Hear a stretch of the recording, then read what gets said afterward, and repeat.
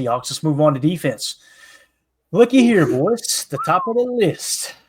Mr. Brenton Cox Jr., 18 snaps, 93.1 with a 92.9 pass rush grade, a 72.0 tackle grade. We prayed for days like this with Brenton Cox Jr. We talked about that was his negative, was him outrunning his run fit and then also not being able to play under control, meet, preparing for confrontation in the hole and making the tackle. He seems to have straightened that out a lot toward the back end of last year and obviously in this early preseason. 93.1 for him. Christian Welch, 90.7. What is it? What was that thud on the bottom of Jacob's desk? That was y'all are terrible. That was Brenton Cox Jr. talk. That's what that was. All right, so only a Marine would say something like that in the comments. Hey, he's our Marine though. That's all that matters. So, Christian Welch, 90.7. Tim, run defense grade 88.4, tackle grade 77.7, coverage grade 77.2. I mean, my goodness, man. What do you think about Christian Welch? Do you think he did enough to make it over Isaiah Simmons? I mean, yeah, he did last year. He been on a damn team last year. I don't know what to think with Isaiah Simmons because every time I watch him play, he's this freakishly good, athletic freak of an athlete. But I don't know. I feel like Christian Welch has outplayed him, especially in the linebacker role. Honestly, I mean, we can talk about the special teams; they're both special team monsters too. But I think Christian Welch gave us some pretty quality football there at linebacker. So I think he might have the edge here. Chris the Casual Win says in the chat, Welch cannot be denied. We'll hit the super chat in just a second. Jacob, what's your take on Christian Welch here, man? Yeah, that was another guy we talked about yesterday, Tim. If you remember, we got back. We actually rebooted the game at Tim's house and watched it over, and we're just looking. We're like, man, Welch he's flashing. And I remember talking with you, Tim, too. It's just Isaiah Simmons just doesn't look like a linebacker. You know what I mean? Like, he just doesn't appear to have at least that not in this defense, right? Right. Yeah. And, like Coach Lund is saying, he'd love to keep both. I would too. I don't quite know how that all works out now with the depth chart and just trying to fit that guy on the 53. But if you had to make me choose, I would love to have Christian Welch. I have a weird feeling that for whatever reason they'll go with Simmons, but yeah, I feel like Simmons would be safe on the practice squad though. I would think so too. Yeah. And I want to say the same thing about Welch, but we thought that last year, and he gets poked. Right? So, yeah, exactly.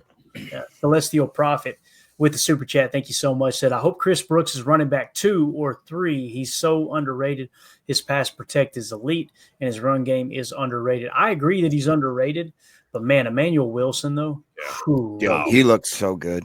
Though he is about a guy who's gotten better every single year, right? And by the way, shout out to him. He was in the YouTube comments last night. Said he corrected us and said, "Yeah, I was never on the practice squad. I made the 53-man both years." I was like, "What's up? Let's go." Emmanuel Wilson was in the comments. Yeah, looked like a family. He was on PUP for a while, right? Is that what it was? I think it might have been. Yeah, he had an injury or something. I think his rookie year. Yeah, never made it to the practice squad though, and you could look at the tape, Tim, and go, "Yep, understand why." But yeah, I casually averages 8 a carry, just like right. Yeah. But I agree with what Celestial's saying here with Chris Brooks in terms of him being underrated, man. It's just a nice safety valve. He's kind of that. I'm trying to think of a player that he reminds me of that you could just kind of plug and play him. You know what he reminds me of? You remember when Amon Green came back to the Packers in the latter part of his career? That was a dude that he wasn't the same Amon Green. I think we would all agree. But you knew he was going to pick up his pass pro. He was going to be in the right spot. If you needed 3.5 yards, he was going to get you 3.5 yards, that type of player. Right. Unlike John Kuhn, where we always said, if you need 2 yards, he'll get you 2 yards. If you need 4 yards, he'll get you 2 yards. You know what I mean? Yeah. And no Kuhn hate here. One of my favorite players of all time. Love that dude, man. Talk about a guy who never missed his pass pro, right? Oh my gosh, dude. I still think about that throw to Randall Cobb where he bounces out and just absolutely completely cuts Julius Peppers' legs out from under him, giving Aaron time to bounce out and hit Randall Cobb for the win. But John Kuhn was the man. All right, sticking back to defense here. Carl Brooks, 90.6 PFF grade. Only on 12 snaps, but still, that's the beautiful thing about Christian Welch's 90.7. Guys, that was on 33 snaps. That's really impressive. Jamin Dumas Johnson, 19 snaps, 89.9. Kingsley Nigbare, only 7 snaps, but at 89.4. Tyron Hopper, 21 snaps, 86.8. Kamal Hadden shut me the hell up. I know. 36 snaps, 85.8. They gave him an 88.4 coverage grade. I'm trying so hard to tell myself he's not making this team, but he keeps making a case for himself. He really does. It's right. You get to the point where you're like, okay, yeah, he's not going to make the team. And then he does something like this. It's like every single time. Shut up. Don't underestimate him. Yeah. Rashawn Gary, 74.5. We got some clips here to show too. So Kalen King, 74.0. Love to see that. Isaiah Simmons as well. Let's hit these grades real quick, and then we'll go to the clips that I've got lined up from the defensive side of the ball. But what do y'all think here, man? How are we feeling about it? Is there anybody specifically that jumps off the page to you here? I know Bo Melton only had 9 snaps, but a 64. Pretty solid there. There's your boy Deslin Alexander, 30 snaps, 66. Jonathan Baldwin had a pretty decent day too with a 66 too. Yep. I think Quay looked good too, although PFF has hated Quay forever, so I didn't expect them to like anything that he did. In the little bit of action we saw from Quay, I thought he looked pretty good. But yeah, Tyron Hopper stands out big time, and I definitely think Deslin Alexander just he was everywhere. I mean, it seemed like every time we looked up, he was out there making a play, and there's a drastic improvement right there if you look at the past two weeks that we saw from him. I don't know if it's like mind-boggling play your way onto the team kind of, move, but it's certainly what you want to see out of a player that's, still developing, right? So keep your eye on 49. I'm telling you, he's been slept on for a while, but he's slowly creeping up into the radar here, at least on my radar. I know, Jacob, you've had an eye on him as well. So yeah, definitely. I think to me, Carl Brooks needed to show out and absolutely performed quite well. And I think he kind of solidified. I don't necessarily know what his role is going to be and how many snaps he's going to have, but he's definitely be a guy in the rotation that's going to be very important in my opinion. No, I completely agree with that. Let's look at, I want to mention Isaiah Simmons and be fair here. That was hands down his best game according to PFF of the preseason.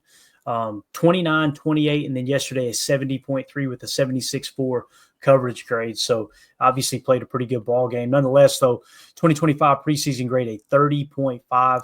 I just can't justify, man, picking him over Welch. If you keep them both, I get that because he can play special teams and obviously be a contributor there, but so can Welch as well. Yeah, it's just tough look for sure. Let's go to the bottom and see who may have hurt themselves. Warren Brinson, 29.2. Right? Patano Ladapo, 29.7. Nazir Stackhouse, 39. Let's see how Nas finished up here. 48, 59, 39. What do you guys think? You think Nas makes the 53-man roster here? Or do you think it's something we try to stash him on the practice squad? He went undrafted, right? Yeah, I don't know, Tim. I don't think we talked about him, but I was very underwhelmed from what I saw, which is disappointing because I had a lot of hopes for him. And I know in the week prior, I watched him kind of have some trouble securing a tackle, have guys bouncing off him sort of thing. But I just feel like they need that body type more than anything. But I could see some surprise where, if Brinson, do you think they try to somehow get Brinson and Stackhouse on the practice squad and maybe sign somebody else that is a roster casualty from a different team? Like, do you see that happening at all? I don't know. I think I'm more in line with your first comment, which is we need that body type. We picked this guy up for a reason, UDFA. I can tell you that from what I've witnessed, he seems to be well loved by the coaching staff over there with the D-line group and, Coach Covington and the boys, and certainly loved by his teammates. I've seen Rashawn Gary go out of his way to put hands on him, work directly with him. We've seen Kenny Clark working directly with him. I feel like they're invested. I could see this going either way, though. I could totally see him going in the practice squad, but I could also see him making the 53, believe it or not, and just being that project piece that, let's be honest, that's the TJ Slayton replacement, I think.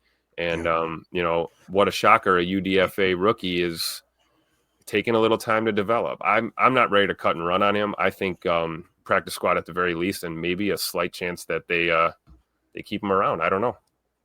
What do you think, Clay? With Stackhouse? Yeah.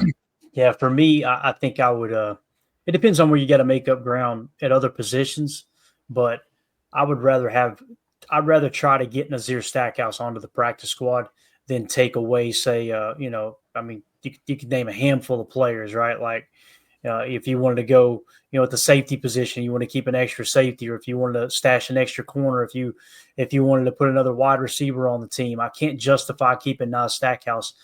His tape was bad, guys. And listen, the first week or two, we were drooling, were we not, guys? We were like, this dude in camp, he looked like a monster. Holy cow! Look at the quickness, everything. The longer that camp went and the more preseason he played, I just kept going, boy, I see now why he went undrafted. Because before I was a little confused in that regard. But yeah, I would probably try to stash him on the practice squad. Unless you feel really good about the other positions, you don't need the extra spot, which we know that's not true. They're always looking to keep, an extra player or two at specific positions. So Fishy Things with the super chat. Thank you, buddy. He says, who plowed his block into the kick returner? I think he's talking about when the returner ended up missing the punt return, or missing the punt, right? He dropped the punt or what have you. There was a train wreck there too. Remember that, where the two Seahawks players? Oh, it was rough. That looked horrible, man. It was so cool to see those guys get up and walk off the field after that, because that was some scary moments at the stadium. Yeah, it was real bad. I can't remember who it was that drove. It might have been Haddon. It might have been – I'm trying to think of who one of the gunners would have been on punt team. But I don't know if he's genuinely asking or not here, Fishy Things. But if anybody knows the answer to that, throw it in the chat for us for sure. I can't remember who it was. It was definitely the two Seattle guys ran into each other, though. That was not nobody was launched into them or anything. Right. That I know for sure. Okay, gotcha. So we may be getting that mixed up then. But thank you for the super chat, Fishy. Sorry we couldn't answer that question, but all right, moving back to the defensive side here. Kamal Haddon, let's talk him a minute here. Do we think he did enough to make this roster? I mean, 41 last week, then an 85 this week on 36 snaps. That finishes his PFF grade at a 61. That's obviously better than his 53 that he had last year in Kansas City. Let's see, here we go. Nobody said Malik Heath was the gunner. So maybe it was Malik Heath that not that drove those two guys together, but evidently that drove a block back into the punt returner. So what do y'all think about Kamal Haddon? I just don't see him making the roster personally. If it were me, I would probably I'd want him on the practice squad. Obviously, he's been with the team for a little over a year now, if I remember correctly. It was about this time last year when we invited him to camp. So for me, I think the cornerbacks would probably be Keyshawn Nixon, Nate Hobbs, Carrington Valentine, Bo Melton, and Kalen King.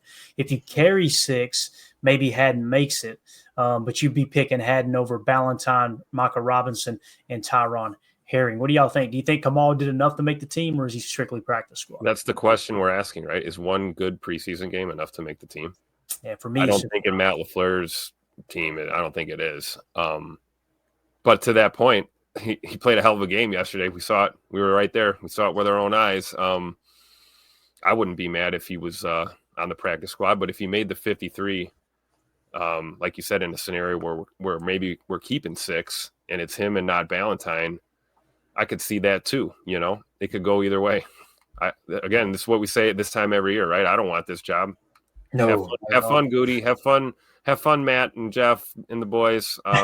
Good luck.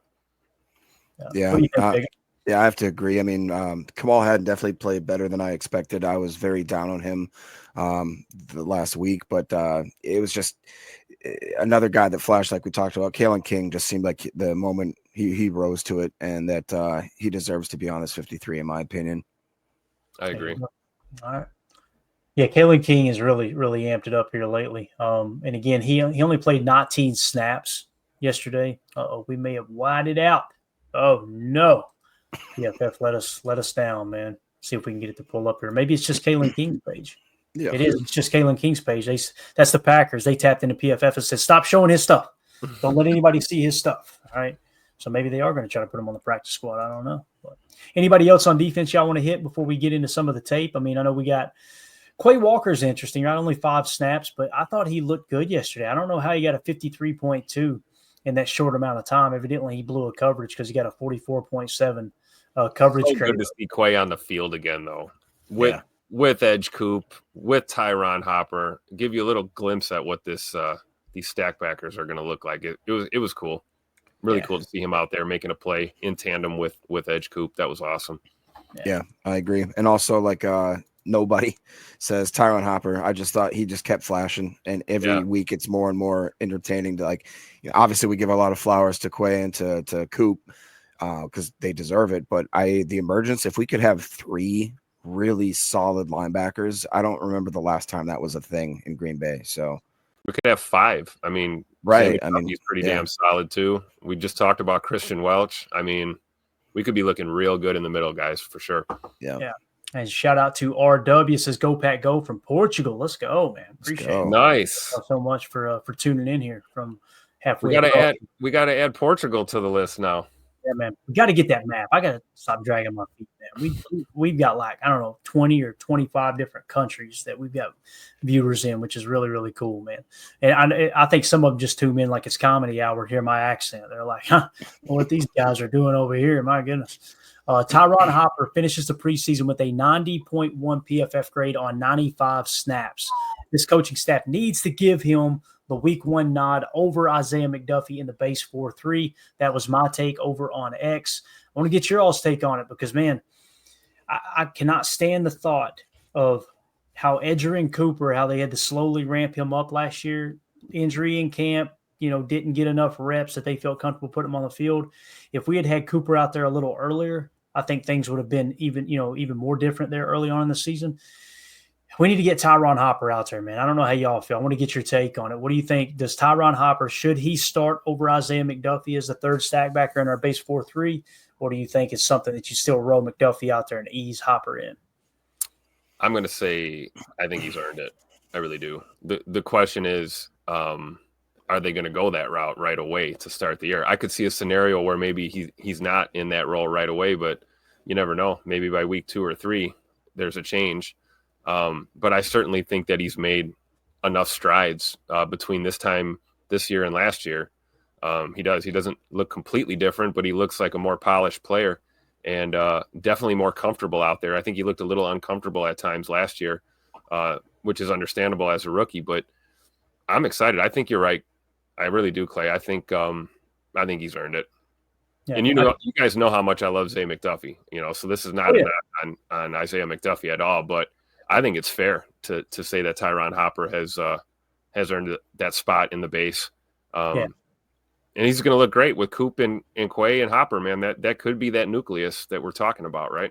Yeah, and I want to say this about McDuffie. I'm glad you said what you said, Tim, because I don't think McDuffie has gotten worse, right? No. I think Hopper is just he's peaking now. He's hitting. This is what we've seen in a third-round pick, right? And the fact that Isaiah McDuffie would be your backup stack backer, who's got experience at mock, he's got experience at Sam, he's got experience at Will, all 3 positions. With the green dot. Yeah, you're feeling good about this stack backer room right now, man. You really are. What do you think, Jacob? Would you start Tyron Hopper over McDuffie? I would, yeah. I think that he is, if anybody has played their way on to being a starter, I think I saw somewhere in the chat that they said, like, don't we only play the base 4-3 in like 50% of the situations? Well, like, correct. Even if that's true, then yeah. But I think that, like Tim said, I love Isaiah McDuffie. I've absolutely had a good feeling about him since we had him, but I just feel like that his floor, we know his floor. And I think that Hopper's ceiling is yet to be determined and that he is actually capable of being, I'm not going to say he's right there with Cooper or something like that, but I think that he may surprise a lot of people with what his ceiling could be. I feel like Tyron Hopper might have a slight edge when it comes to coverage as well. Having a streak down the field with a tight end or something. I feel pretty good about Tyron. Because Tim, you remember watching him in coverage a few times, you're like, damn, he's right there in his hip pocket. Like he was, and that's something again, like when he came out of the draft, it wasn't one of those things that like, oh, that's a strong suit. It's kind of like Evan Williams, where you saw him on the field and you're like, oh, he can play. Okay, like all right, I guess you got to be able to do that in a halfly scheme, right? You got to be able to touch spy and all of that, get back and cover. Yeah, you got to do it all. Yeah, speaking of doing it all, boy, I think Coach Hafley heard everybody making fun of his defense, talking about, they're not looking so good this preseason. So he said, to hell with the vanilla looks, right? So here we go. This was the sack with Quay Walker, all right? The play call, to me, it looked like a nickel 4-2-5 over shell, Will Mugg, cover one man with a double scrape, all right? And I'm not going to – Jacob was screaming in my ear right before the snap. He said, I wonder what this is. He called it right away. I said, I think you're right. He said, we're going nickel 4-2-5 over shell. Will Mug cover one man double scrape. I actually did say nickel 4-2-5. That's all. You got nickel 4-2-5 out. That was it. Then I saw the lady cop and I was like, oh. He saw the lady cop and said, audible, a hot route. Can't. Adrian Cooper goes complete Michael Myers, launching himself into the backfield. Quay Walker's ankle looks just fine to me. So, again, the way this is designed, guys, is, first of all, what does all this mean? Nickel 4-2-5, 4 defensive linemen, 2 backers, 5 DBs. They're in an over shell. Notice the defensive tackles are shaded to the strong side of the formation where the tight end is. So that's called an over front, okay? We got Will Mug. So you got Quay playing the Will. He's mugging the tackle, or what we would call the 4-tech. And then you got Cooper. Adrian Cooper is playing Mike. So the way this is going to work is Gary on the outside is going to run just an outside rush. Same thing with LVN. You're going to have the 2 defensive linemen on the strong side of the formation are going to slant inside. Cooper is going to scrape off of the right defensive tackle's hip pocket. And then Quay is going to jab step and then loop all the way around the other side of Adrian Cooper. Watch this play develop. This is mad scientist stuff right here, man. Absolutely love it. Look at Quay. Bang. That ankle is fine, fellas. It is just fine. Which is so perfect that they didn't rush him. We talked about that the past couple of weeks, right? No reason to rush him. And, I agree, Clay. He looks really good. Yeah. And, again, if we roll it back to the box cam, right, watch Cooper this time. Just key in on Cooper if you can. This running back is going to try to go low and cut him. And watch him just jump completely over him and nail Milrow to knock him off balance. Like that is LT type stuff. Look at that. Bang. You see what I'm talking about? Yeah. Love it. Yeah. He's such a dog, dude. I don't think there's going to be a sophomore slump, boys. I don't. I just love how he refuses to be cut down. Like I don't think we got to worry about too many guys trying to take Coop out at the knees, man. He's just going to hurdle you and make you look stupid. Yeah, and notice LVN too. LVN knows the assignment. I've got to get outside and make him step up and out. And look at him just take the speed around the edge. That tackle, if we were to pause it right there, somebody screenshot that and go, meet. That's all I need on it. Meet. Because LVN, dude, I'm telling you, he understands his role in the defense. He's playing really, really good football this year, man. Really excited. Just love Quay's eyes throughout the whole play, right? Yep. Not getting washed out, always looking down the field. We used to see him get washed out on those. He'd get hung up in traffic over there. Now, watch the guy that's supposed to block him. Look, he's ready for the pass set, right? He makes him commit all the way. Now watch that lineman. Oh, crap. Yeah, I mean, he didn't even touch him. He didn't even touch Quay once that whole play. Great footwork, great eyes on the ball carrier. That was beautiful. Yeah, love it. Again, here's the all-22 look of it. You see the shell. What the shell is there, guys, is we were showing a too-high look with the shell coverage, okay? So we got 2 safeties on the shelf. Okay, it's just kind of setting up to look like a cover 6, where it's quarter, half, because your corner is squatted down here, but it ends up being a man coverage, cover 1 man, and they're going to fire, obviously, off that double scrape there. And a scrape blitz is basically where a linebacker scrapes on the outside shoulder or, hip pad of a defensive lineman that's going after the quarterback. So, I thought that was a really, really cool play for sure. Go ahead and read that, Jacob. I'll get the next thing set up here, man. Yeah, I can't. Is it Bob Noxious? Bob Noxious. Okay, thank you. He says, this is Quay's year. If he plays up to his potential, we'll have a top 5 D, injuries allowing, of course. Say it again louder for the haters in the back. This is Quay's year. I mean, we had a top 5 D. I'm telling, and that was like Amelia brings up every single time. Quay and Cooper barely played together last year, and now we've seen in just limited snaps how well they are performing when they're just. I have a feeling they're going to be so complimentary, and they're both so athletically talented. And now you got another year with Coop and just kind of the mental stuff. Like it seemed, like we talk about Golden, about how it's effortless. It seems like he just has a different speed, a way of, like Clayton says, LT style, like where the game is not too fast for him. He just absolutely, he just knows how to evade blocks. He knows how to, to stop the run, when to shoot, when to jump, all these crazy stuff. It just seems like that we got ourselves just a potential lethal defense, which again, we've seen what happens in Green Bay when we have lethal defenses. We take home a Lombardi. That's right. So this tweet I put out back in February, I said the Green Bay Packers run defense went from 25th in 2023 to 2nd in 2024 in yards per carry allowed. Who made that happen? Edgerrin Cooper, 47 stops. That was a 26% stop rate. Rashawn Gary, 39 stops at an 18% stop rate, were our two leading run defenders last year, right? Well, looky here, boys. Rashawn Gary picking up right where he left off, dominating against the run, playing 7-tech, and just way too quick off the snap for the right tackle. Watch Gary on this snap right here, man. This is absolutely awesome. So the right tackle is going to try to block him, okay? Watch Gary just dip right here. Look how quick he is. Ready, go. Whoop. In the backfield, tackle for a loss. Telling you, dude, he's a freak. He does not get enough credit. Love this play right here. Love it. And you'll notice, I think that might have been Kobe Wooden who bounces off a block shed, holds the point of attack. He's right there in the pile as well. But, again, but Clayton, he only finished 80th in the top 100, and Max Crosby got better scores. Did you see that earlier too? Like, what are we even doing here, man? It's unbelievable. So, Gary, run defense is going to be just fine, man. Going to be just fine. Look at LVN setting the edge over there. Oh, my God. Watch LVN. Whoa. Get out of here, little boy. He throws that guy out of the club. Clayton, we might have some breaking news right now. Uh-oh. We got a trade? All right. Let's clear this off. Don't even say it. I don't know what it is. Better not be what I think it is. So it's Adam Scheffner, is that right? Nope, new old lineman. Ryan Eckert just tweeted at me. Thank you so much, Ryan, out there in the Twitter world. So we just picked us up an offensive lineman. Let's get it on screen, boys. We got breaking news. Hit it again for me one more time. Anytime I ask you to do that, I'm trying to buy myself time because I'm slow. But all right, here we go. Adam Schefter, a hat trick of trades today for the Eagles. Philadelphia now is acquiring a 2027 sixth-round pick from Green Bay in exchange for offensive tackle Darian Kennard, per sources.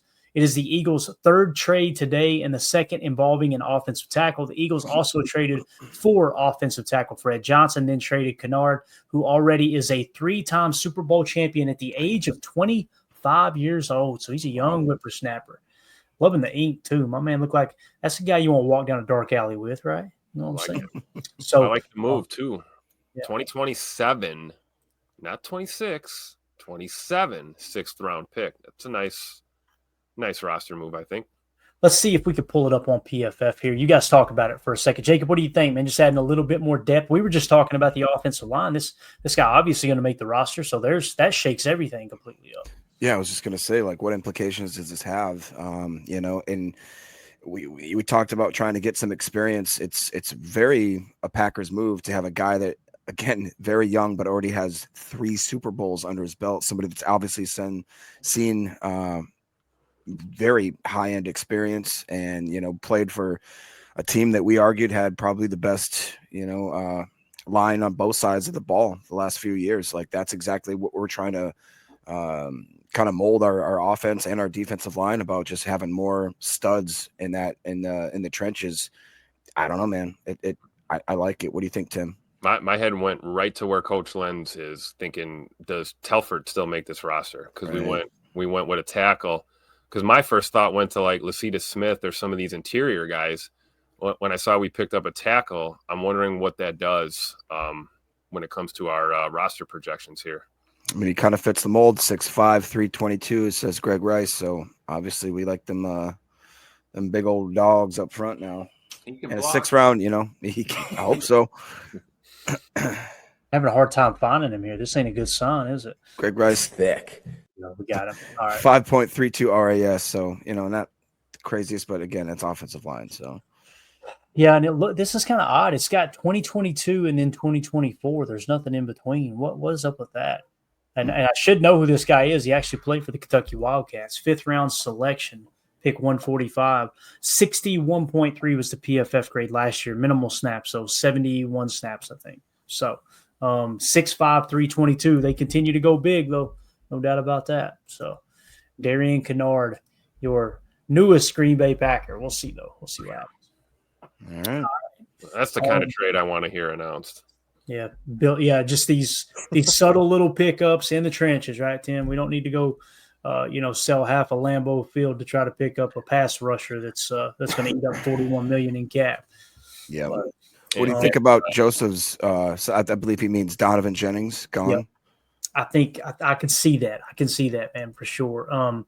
Let's see, just a quick little teaser for tomorrow.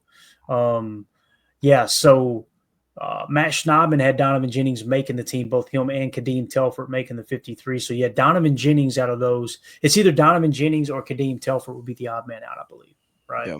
I think it'd be Jennings probably then.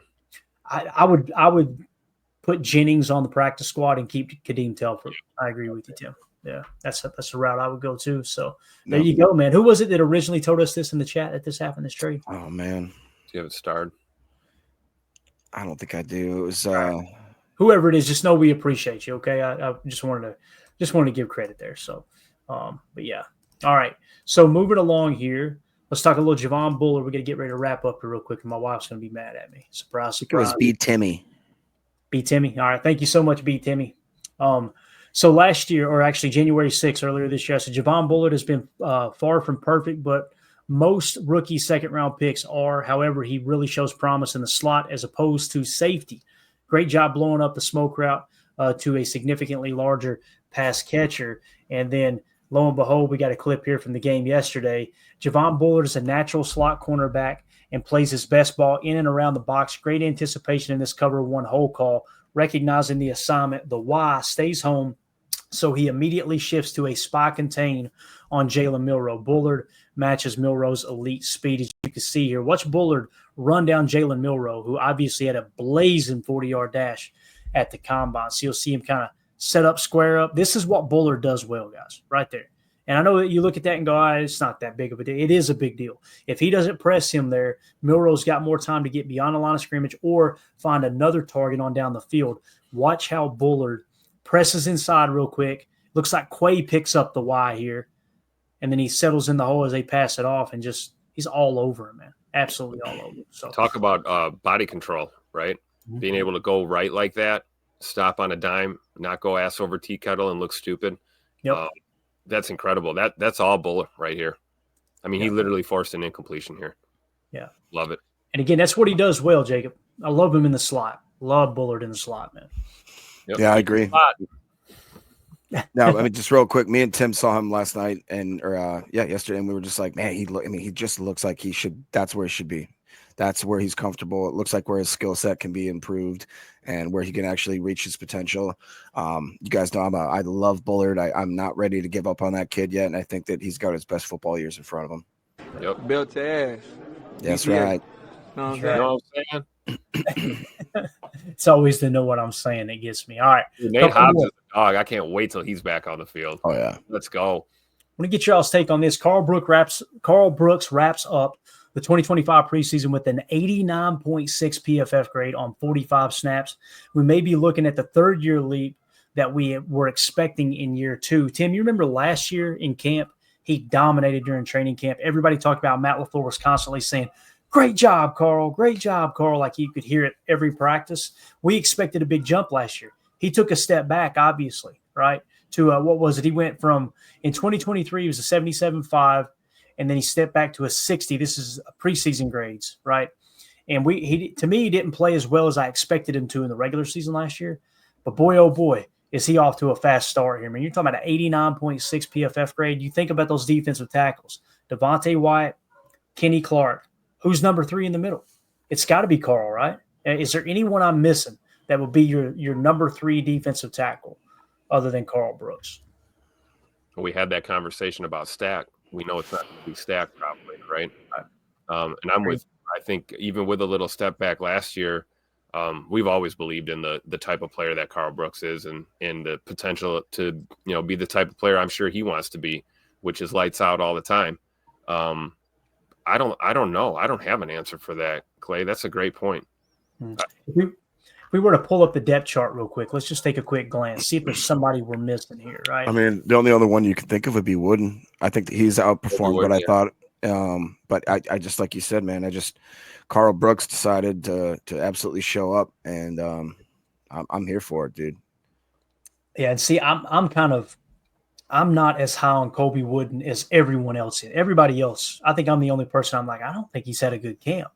Everyone else is talking about Colby Wooden's played pretty good. I would definitely put Carl Brooks above Colby Wooden on the depth chart. Yep. Warren Brinson will probably be the next one. It's definitely Colby Wooden after Carl Brooks, no doubt about it. But Stackhouse, I kind of feel like is just that one-trick pony, kind of that nose tackle, right? Mm-hmm. So, yeah, that's how I would shake that out. You got anything on James Esser? Because I saw a couple. He was in the mix a couple plays yesterday too. Yeah, I don't think sure he's a practice squad candidate.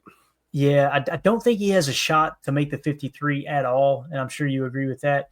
But it does look like, just a little spoiler alert, that Matt Schneidman in his early 53-man roster projection, he actually had Esther making the practice squad, Tim. So you're spot on there, man. Nice. All right, so there's Carl Brooks. Then we got one more. We got to do a giveaway. Jacob, you're not going to like this one. Okay? Oh, no. I didn't like it either. It's weird to say, man, you don't like it when a Packer plays well, but I'm ready for Brenton Cox Jr. to take over that number 3 edge spot, right? Well, Kingsley Enagbare, all right. He finished the preseason with a 90.2 PFF grade on 54 snaps, and he was all over the joint. Like, he was all over the place. It seemed like every single week he played solid football. It's just when we see Brenton Cox Jr. starting to kind of peak, now Enagbare ups his game, which that's what competition does, right? But what do you think, man? I know Cox is rising, Jacob, but Enagbare hanging around too. Man, what the hell's wrong? Yeah, no, I mean it fits. Tim just gifted me Brenton Cox towel, so I got my Cox towel behind me. That's gonna be. It was autographed. It was autographed. Yes, thank you. Let's clear that up real quick. This is better suited right here. Yeah. Hey, I'm all for it, man. I think we know what we've gotten in Gary and with LVN. I hope he takes a step and becomes the type of player that I think we all think he will be and can be. But what a great problem to have, that the 3 and 4. Yes.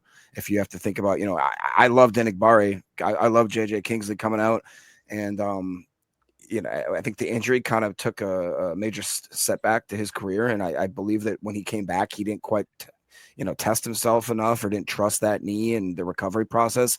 What a great thing to think that if he now is confident and he has his ability, that he's just we're gonna have some sharks, dude. Oh, that's why with the whole Micah Parsons thing, it's like, why stop some of these guys that are just absolutely chewing on bits to get in there and hit that quarterback? And I have a real belief that Jeff Hafley understood that last year maybe we lacked a certain type of grit and a certain type of ability to rush the quarterback, and it hurt the team. So I think that I want to see come on, respect oranges. I think it'd just be a welcome surprise to see maybe multiple guys, absolutely, like Carl Brooks, like we just talked about, with Brenton Cox Jr. and Enagbare, even maybe an underdog like a Desmond Alexander or a Mosby or somebody just else that just is just the rotation we do at that edge defender position is going to be, I think, critical this year. And man, we got some absolute dogs. Great point about Mosby too, because that's a guy that's kind of sneaky, kind of improving too, kind of under the radar. If you really keep an eye on him, he's been playing a lot better than he did last year as well. So that's another good problem to have. Yeah, and respect the oranges, sir. Sit your butt outside. We can't have those kind of comments. What's going on? You do that, you're going to get your ass kicked. And then I love how I started it. Now I'm scolding people, right? All right, maybe I got some advice for y'all. Take 2 weeks off, then quit. I think. Can I ask a question? Which absolutely not. Sure. We're only 56 minutes into a 40-minute show. Sorry. Go ahead, man. You good? First time I've ever seen Legends_SQ, but he says Packers trading for an offensive lineman makes no sense. Why take Belton that high then? Goot needs to be studied. Well, I agree with that last part. Goot definitely should be studied. While he teaches a master class in being a GM in the modern NFL. Yes, I agree with that. Listen, man, go back. If you're asking why are we getting another offensive lineman, please do yourself a favor. Go back and watch the Eagles game one more time. Just go back and watch it one more time. Yep. That's the reason we could not.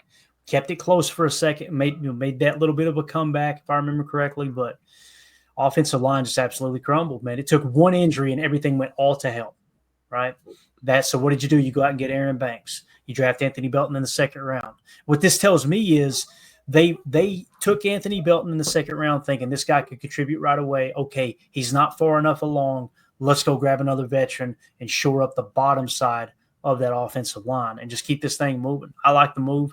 Again, there's a chance he may not, he may be on the team for a couple of weeks and they cut him loose, and there might be some kind of incentive around that trade in terms of the draft capital going back. But you've got to continue to build the trenches, man. The good teams build trenches. Yeah, he went on to say, to his credit, he said Kennard to Green Bay, happy emoji kind of stuff. And not gonna lie, he's good. He's good. Not gonna lie, Walker gone. Now that's to me would be interesting. Are they shoring up that type of situation? I mean, I still just I would hate to see Walker go, but I could understand it now. We saw Jordan Morgan play pretty good at left tackle.